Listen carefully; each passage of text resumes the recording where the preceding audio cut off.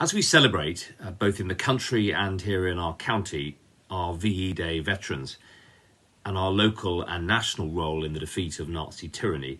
it's a moment to remember all those of a generation who gave so much to defend the precious liberties that we enjoy today, the democracy and the common decency which is the hallmark of our national way of life. They were not the hallmarks of the Nazi tyranny that we defeated.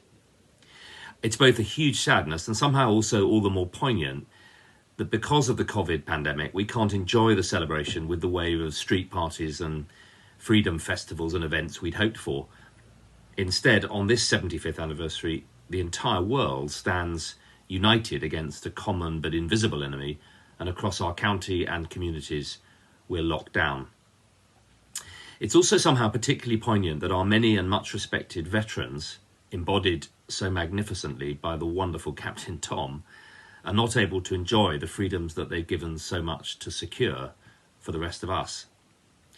Let us this VE Day weekend remember especially all our armed forces, both veteran and serving today, and all the ancillary and support services who gave so much to the national war effort, from the Royal Fleet Auxiliary to the Home Guard, the Land Girls to the ambulance drivers, the Bletchley Heroes to the medical and other staff who gave so much. Just as the war required everyone to pull together in a national effort, so this COVID crisis too. Just as the war required huge sacrifices from people on the front line and in the home and in the rear guard across the communities of this country, so this crisis too. Across our county and country, we've seen an extraordinary and inspiring coming together of neighbours, communities, different public services, government and private sector in a national effort to defeat today's viral enemy. So as we raise a glass to the heroes of the victory in Europe 75 years ago, let us also raise a glass to the heroes of this crisis,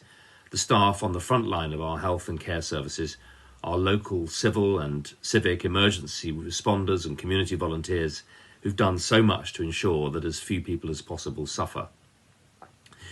We may not be able to throng the streets this VE Day weekend, but let's salute and capture the same spirit of defiant unity and common endeavour in defence of the most precious asset of all, the knowledge that no one of us is alone, we're here for each other, and that the best human instincts will always prevail.